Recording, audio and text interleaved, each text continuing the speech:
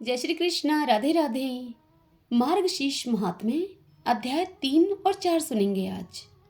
ओम श्री लक्ष्मी नारायणाभ्याम नमो नमः।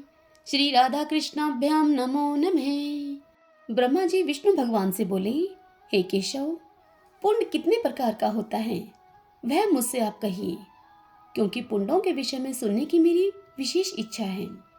तब श्री विष्णु भगवान ब्रह्मा जी से बोले, हे पुत्र, सुनो, पुण्य 3 प्रकार का होता है। तुलसी के मृत्तिका से अथवा गोपी चंदन से पुण्य को धारण करें। विद्वान लोग हरि चंदन से पुण्य को धारण करें अथवा कृष्ण तुलसी की मृत्तिका को लेकर भक्ति से उद्धारू पुण्य को धारण करें तो हरि भगवान प्रसन्न होते हैं। हे वत्स, अब तुम मुझसे गोपी चंदन का महात्म्य सुनो। जो मनुष्य द्वारका की मिट्टी को हाथ में लेकर ललाट पर उद्धारू पुण्य को धारण करता है तो उसके पुण्य कर्मों में कोटि गुना वृद्धि होती है।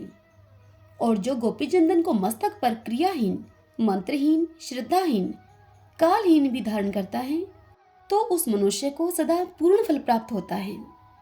जो ब्राह्मण, क्षत्रिय अथवा वैश्य गोपी चंदन को मनोहर पुण्य को ललाट में नित्य हर समय दिन और रात में धारण करता है तो उसको सूर्य ग्रहण के समय कुरुक्षेत्र में, माघ मास के समय प्रयाग में स्नान, दान, पुण्य आदि कर्म को करने से जो फल होता है वही फल मिलता है। और उससे भी अधिक फल उसको यह मिलता है कि वह मेरे ग्रह में जाकर देवता के समान हो जाता है। जिसके ग्रह में गोपी चंदन रहता है और जो मनुष्य भक्ति से गोपी चंदन के पुण्य को ललाट पे धारण करता है तो हे चतुर्मुख, उसके ग्रह में कंस का वध करने वाला मैं सर्वदा लक्ष्मी के साथ वास करता हूँ। जो द्वारका की पवित्र कली के पापों का नाश करने वाली मिट्टी पर मेरे मंत्र का जप करके उस मिट्टी को ललाट में धारण करता है तो वह मनुष्य पाप युक्त होने के बावजूद भी यमराज को नहीं देखता है।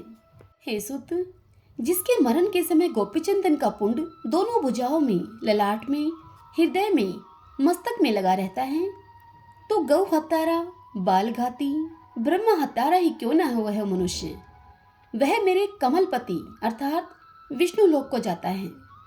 हे सुत, जिसके ललाट में गोपी चंदन का पुण्य लगा रहता है, मेरे प्रभाव से उस प्राणी को ग्रह, राक्षस गण, यक्ष, पिशाच, उरग और भूत नायक पीड़ा नहीं देते हैं कभी।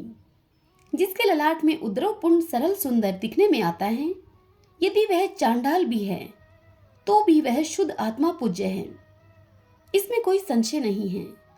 जो बिना स्नान के अपवित्र पात की क्रियाओं को करता है तो गोपी चंदन के संपर्क से उसी क्षण वह पवित्र हो जाता है। जो अपवित्र है, अनाचारी है अर्थात आचार से भ्रष्ट है और नित्य पाप कर्म को करता है तो भी यदि वह नित्य उद्र पुण्य को धारण करता है तो वह मनुष्य पवित्र हो जाता है।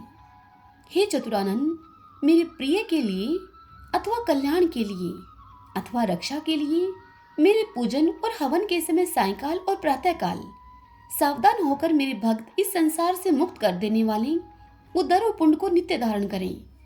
यदि उदारो पुण्य को धारण करने वाला मनुष्य जहाँ कहीं भी मर जाता है और वह चांडाल ही क्यों न हो, विमान पर बैठकर मेरे लोक को आता है और वह मनुष्य मेरे लोक में पूजित होता है। उदारो पुण्य को धारण करने वाला मनुष्य जब जिसके अन्न को खाता है उसी समय उसके 20 कुल का नरक से उद्धार कर देता है। जो दर्पण में, जल में देखकर उदारो पुण्य को अच्छी तरह से धारण करता है तो हे महाभाग, वह परम गति को चला जाता है। अनामिका उंगली से तिलक धारण करने से शांति देने वाली, मध्यमा उंगली से तिलक धारण करने पर लंबी आयु वाली, अंगूठे से तिलक धारण करने पर पुष्टि वाली तथा तर्जनी अंगुली से तिलक धारण करने पर मोक्ष देने वाली कही गई है। जो मनुष्य गोपी चंदन का टुकड़ा वैष्णव को देता है उस मनुष्य के 108 कुल को तार देने वाला कहा गया है। जो मनुष्य बिना उदर पुण्य तिलक के यज्ञ, दान, तप, हवन, वेदा अध्ययन, पितृ तर्पण करता है तो उसका सब व्यर्थ हो जाता है। जिन मनुष्यों का शरीर बिना उदर पुण्य तिलक के होता है उन मनुष्यों का मुख शमशान के समान होता है और उन पर मैं अप्रसन्न रहता हूँ। श्री विष्णु प्रसाद के लिए जो श्री विष्णु भगवान को अत्यंत प्रिय हैं, ऐसे उदरपुंड को तथा मत्स्य, कूर्म आदि को धारण करें। जो मनुष्य कलिकाल में मेरी द्वारकापुरी की मिट्टी से मत्स्य, कूर्म आदि चिन्ह को धारण करता है, तो उस मनुष्य के शरीर में मुझे परविष्ट समझना। हे त्रिदसोत्तम, उस पुरुष में और मेरे में अपना श्री चाहने वाला कुछ भी अंतर नहीं करे। जिसके शरीर में मेरे अवतार के चिन्ह देखने में आवे, वह मनुष्य नहीं है, बल्कि उसको मेरा शरीर समझना चाहिए। ऐसा जानना चाहिए। उस शरीरधारी का पाप पुण्य स्वरूप हो जाता है। कलयुग के समय में जिसके शरीर में लिखित मेरे आयुध देखने में आते हैं, जिसका शरीर मत्स्य मुद्रा और कूर्म मुद्रा से चिन्हित है, उसके शरीर में मेरा तेज रहता है। जो मनुष्य अपने शरीर में शंख, पद्म, गदा, चक्र, मत्स्य और कूर्म की रचना करता है, तो उसके पुण्य की वृद्धि और 100 जन्म के अर्जित पापों का मैं नाश करता हूँ। जिसका शरीर नारायण के आयुधों से नित्य चिन्हित रहता है, पाप कोटि से युक्त भी उस मनुष्य को यमराज कुछ भी नहीं कर सकते, अर्थात कुछ भी उसका नुकसान नहीं कर सकते। शंखो उद्धार तीर्थ में कोटि जन्म वास करने वाले को जो फल मिलता है, वह फल अपने दक्षिण हाथ में शंख धारण करने वाले को प्रतिदिन मिलता है। पुष्कर तीर्थ में पुंडरीकाक्ष अर्थात भगवान श्री विष्णु के दर्शन से जो फल कहा गया है, उससे कोटि गुना अधिक फल शंख के ऊपर कमल का चिन्ह धारण करने वाले को होता है। कलयुग में जिसके वाम भुजा में गदा का चिन्ह लिखा रहता है, उसको गदाधर भगवान गया श्राद्ध के पुण्य को प्रतिदिन देते हैं। आनंदपुरी अर्थात काशी में चक्र स्वामी के पास लिंग दर्शन से जो पुण्य होता है, वह फल अपने शरीर में गदा और चक्र को लिखने से होता है। जिस मनुष्य का शरीर गोपी चंदन से रचित मेरे आयुधों से चिन्हित है, वह प्रयाग आदि तीर्थों में जाकर क्या करेगा, अर्थात उन तीर्थों में जाने का जो फल है वह भी उसको मिल जाता है। मैं जब जब शंख चक्र आदि से चिन्हित शरीर को देखता हूँ, तब तब मैं प्रसन्न होकर उसके पापों को अवश्य नष्ट करता हूँ। प्रतिदिन जिसके शरीर में अहोरात्र शंख, चक्र, गदा, पद्म का चिन्ह लिखा रहता है, वह मेरी आत्मा है, अर्थात वह मेरा स्वरूप है। जो कलयुग में नारायण के आयुधों के चिन्ह को धारण करके पुण्य कर्म को करता है, तो उस मनुष्य को पुण्य कर्म का मेरु तुल्य फल मिलता है। इसमें कुछ भी संशय नहीं है। हे सुत, जो शंख आयुध से चिन्हित होकर भक्ति से विधिहीन भी श्राद्ध कर्म को करता है, तो उस मनुष्य को श्राद्ध का अक्षय पूर्ण फल मिलता है। जिस तरह अग्नि देवता वायु से प्रेरित होकर काष्ठ को अत्यंत जला देते हैं, वैसे मेरे ही आयुधों को देखकर पाप समूह नष्ट हो जाते हैं। ओम नारायणाय नमः इस अष्टाक्षर मंत्र से युक्त मुद्रा को और स्वर्ण या चांदी के बने मेरे शंख आदि आयुधों को विशेष रूप से कलिकाल में धारण करता है, तो वह प्रसाद के समान मेरा प्रिय है, अन्यथा मेरा प्रिय नहीं है। नारायण की मुद्रा और शंख चक्र आदि के चिन्ह हैं तथा धात्री अर्थात आंवला फलों की माला और तुलसी काष्ठ की माला को तथा द्वादश अक्षर मंत्र ओम नमो भगवते वासुदेवाय, इस मंत्र को और आयुधों को जो ब्राह्मण धारण करता है, वह वैष्णव मेरे समान है। जिसके गृह में शंख के चिन्ह से चिन्हित शरीरधारी ब्राह्मण भोजन करता है, हे पुत्र, उसके अन्न को मैं पितरों के साथ स्वयं भोजन करता हूँ। जो भी श्री कृष्ण के आयुधों से चिन्हित शरीरधारी को देखकर उसका सम्मान नहीं करता, उसके 12 वर्ष के अर्जित पुण्य नष्ट हो जाते हैं।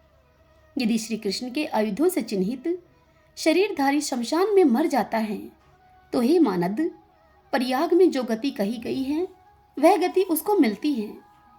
कलयुग में जिसका शरीर मेरे आयुधों से मंडित रहता है, उसके शरीर में इंद्र आदि समस्त देवता वास करते हैं। जो मेरे शस्त्रों से अंकित होकर मेरी पूजा करता है, उसके हजारों अपराधों को मैं नित्य नष्ट करता हूँ। जो मनुष्य काष्ठ से मेरे शस्त्रों को पासा बनाकर उस पासा से अपने शरीर को चिन्हित करता है, उस मनुष्य के समान दूसरा वैष्णव नहीं है।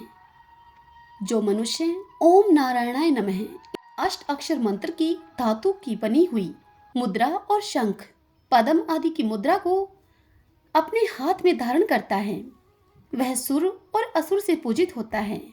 प्रथम इस नारायणी मुद्रा को अपने हाथ में प्रहलाद ने, विभीषण ने, बलि ने, ध्रुव ने, शुक्र ने, मानधाता ने, अम्बरीश ने, मार्कंडेय आदि ब्राह्मणों ने धारण किया है और शंख आदि से चिन्हित शस्त्रों से शरीर को चिन्हित करके हेमानद इस तरह मेरी आराधना करके मुझको प्राप्त किया तथा श्रेष्ठ अभिलक्षित फल को प्राप्त किया।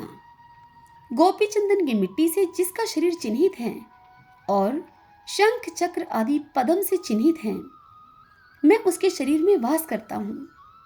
बुद्धिमान विद्वान स्वर्ण अथवा चांदी अथवा तांबा अथवा कांसा अथवा लोहे का चक्र बनाकर धारण करे और वह चक्र 12 आरा तथा 6 कोश और 3 बलि से विभूषित हो। इस प्रकार विद्वान सुदर्शन चक्र को बनावे और उपवित के समान सदा शंख चक्र और गदा आदि को धारण करे। विशेष करके ब्राह्मण और वैष्णव लोग इस चक्र के चिन्ह को शिखा उपवीत अर्थात जनेऊ के समान धारण करें। चक्र के चिन्ह से जिस ब्राह्मण का शरीर रहित है उसका समस्त कर्म निष्फल है और जिसका शरीर मेरे चक्र से चिन्हित है वह पवित्र है। यह वेद का वचन है। विद्वान को चाहिए कि कुछ भी देवताओं को चढ़ाई हुई वस्तु हव्य व पितरों को चढ़ाई हुई वस्तु कव्य चक्रादित को देवे और चक्र चिन्ह कवच को देवता दानव भी नहीं तोड़ सकते हैं तथा वह मनुष्य समस्त प्राणी और शत्रु तथा राक्षसों से विजय पाता है। जिस मनुष्य के शरीर में मेरा चक्र चिन्ह कवच रहता है उसके घर में पुत्र पौत्र का अशुभ नहीं होता है। ब्राह्मण अपनी दाएं भुजा में सुदर्शन चक्र को धारण करे और बाएं भुजा में शंख को धारण करे। इस बात को वेदवेता लोग जानते हैं। मंत्रवेता मंत्र से अलग अलग प्रतिष्ठा करें, फिर ललाट में गदा को, मस्तक में धनुष और बाण को, हृदय में नंदक नामक तलवार को और दोनों भुजाओं में शंख चक्र को धारण करें। इस कारण प्रतन पूर्वक सदा चक्र को धारण करके ब्राह्मण उस समय इस प्रकार कहे, पुत्र मित्र स्त्री आदि जो कुछ भी मेरा परिग्रह है उस समस्त को मैंने अपने शरीर के साथ प्रीतियार्थ श्री विष्णु को अर्पित किया। इसके पश्चात मेरी अव्यभिचारिणी भक्ति से प्राप्त मनोरथ जीवन के अंत तक अपने धर्म में स्थित रहे। शरीर में शंख चक्र आदि चिन्ह को देखकर जो निंदा करते हैं वे मनुष्यों में श्रेष्ठ हैं। ऐसे मनुष्य का मुख देखकर सूर्य नारायण को देखें और श्री कृष्णचंद्र के नाम का स्मरण करें तो शुद्ध होता है, नहीं तो अशुद्ध ही रहता है। ब्रह्मा जी विष्णु भगवान से बोले, हे केशव, जिस मनुष्य ने अपने शरीर को तप्त चक्र से चिन्हित किया है और गुरु मुख से मंत्र की दीक्षा ली है, साथ में कमल की और तुलसी की माला को धारण किया है, हे केशव, उसका क्या फल मिलता है यह आप बताइए। यह सुनकर श्री विष्णु भगवान ब्रह्मा जी से बोले, हे सुत, जो तुलसी की माला को धारण करता है वह ऐसोच आचार भ्रष्ट होने पर भी मुझको ही आकर मिलता है, इसमें कोई संशय नहीं है। धात्री फल अर्थात आंवला की माला और तुलसी की माला जिसके शरीर में दिखाई देती है वह भगवत भगत मनुष्य है। जो तुलसी दल की माला मेरे गले में पहने हुई अपने कंठ में धारण करता है वह देवताओं से नमस्कार के योग्य हो जाता है। तुलसी दल की माला और धात्री फल अर्थात आंवले की माला पापी पुरुषों को भी मुक्ति देने वाली है। जो सेवक तुलसी दल की और आंवले की माला को धारण करता है उसको मुक्ति मिल जाती है। जो तुलसी दल की माला मेरे को चढ़ाकर धारण करता है उसको उस माला के प्रत्येक पत्र में 10-10 अश्वमेध यज्ञ करने का फल मिलता है। हे वत्स, जो तुलसी की माला को धारण करता है उस सेवक को नित्य द्वारका में रहने का फल देता हूँ मैं। जो भक्ति से तुलसी काष्ठ की माला को मुझे अर्पण करके फिर धारण करता है उस मनुष्य में कोई भी पाप नहीं रहता है। जो तुलसी काष्ठ की माला को धारण करता है उसका न तो प्रायश्चित है न ही उसके शरीर में ऐशोच है, बल्कि वह मेरे प्राणों से भी श्रेष्ठ है और मैं सदा उस पर प्रसन्न रहता हूँ। जिस मनुष्य के बाहु और सिर तथा हाथ में और शरीर पर तुलसी काष्ठ का आभूषण है, वह मेरा प्रिय भगत है। जो तुलसी काष्ठ की मालाओं से भूषित होकर पितरों के निमित्त अथवा देवताओं के निमित्त पुण्य कर्म करता है, तो उस मनुष्य को कोटि गुना अधिक पुण्य फल मिलता है। तुलसी काष्ठ की माला को देखकर प्रेत अर्थात यमराज के दूत भी दूर से ही भाग जाते हैं। जैसे वायु के वेग से पत्र कहीं का कहीं चला जाता है, जिसके ग्रह में तुलसी काष्ठ अथवा तुलसी पत्र शुष्क अथवा आर्द्र रहता है अर्थात गीला रहता है, कलयुग में भी पाप नष्ट हो जाते हैं। पृथ्वी पर भ्रमण करते समय तुलसी काष्ठ की माला धारण करने पर उस भगत को दुख, दुष्ट और शत्रु से भय नहीं रहता है। जो अंधविश्वासी पाप बुद्धि वाले तुलसी काष्ठ की माला को धारण नहीं करते, तो उन मनुष्यों का नरक में भी उद्धार नहीं होता है, क्योंकि वे मेरे कोप रूपी अग्नि से जले हुए हैं। इस कारण प्रयत्न करने पर भी तुलसी काष्ठ की माला, कमल की माला, पवित्र धात्री फल अर्थात आंवले की माला को भक्ति भाव से धारण करना चाहिए। पूर्वोक्त उद्धार पिंड, शंख आदि चिन्हों को धारण करके तुलसी वृक्ष के पास बैठकर हाथ में कुश लेकर मेरा स्मरण करता हुआ संध्या उपासना आदि कर्म को करे। वह मेरा प्रिय भगत संध्या उपासना करके पहले गुरु को नमस्कार करे, फिर मेरा पूजन करे।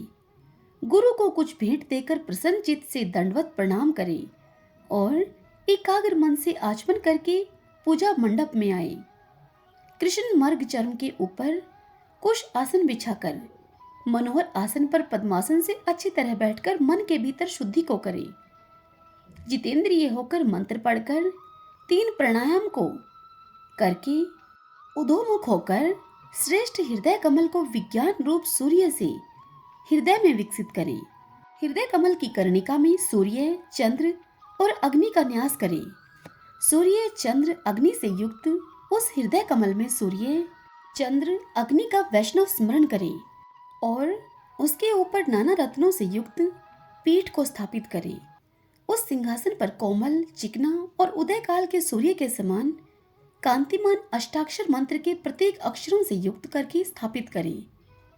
उस कमल पर स्थित कोटि चंद्र के समान कांतिमान चतुर्भुज 4 भुजाधारी महापद्म, शंख, चक्र, गदा के धारी, कमल पत्र के समान विशाल नेत्र, समस्त लक्षणों से युक्त श्री वत्स कौस्तुभ मणि से सुशोभित वक्षस्थल और मुझको पीत वस्त्र से युक्त विचित्र आभरणों से युक्त दिव्य भूषणों से भूषित, दिव्य चंदन से लिप्त अंग वाले, दिव्य पुष्पों से शोभित, तुलसी के कोमल दलों की बनी हुई वनमाला से विभूषित, कोटि बाल सूर्य के समान कांतिमान और दिव्य कांति से सुंदर, समस्त लक्षणों से युक्त महालक्ष्मी को शरीर से धारण करने वाले कल्याण स्वरूप श्री विष्णु का ध्यान करके एकाग्र मन से पवित्रता पूर्वक मंत्र का जाप करें। सहस्त्र अर्थात 1000, शत अर्थात 100 अथवा यथाशक्ति मन में जप करें और मन में ही विधि पूर्वक पूजन करें। संप्रदाय के अनुसार मेरे सामने शंख स्थापना करके दुर्वा, पुष्प, चंदन, जल से पूर्ण करें।